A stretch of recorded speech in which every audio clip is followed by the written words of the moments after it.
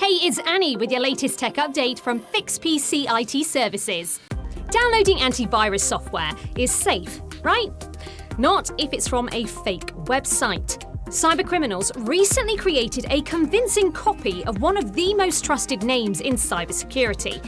But instead of protecting your computer, their download installs malware designed to steal passwords, spy, and even take control of your device.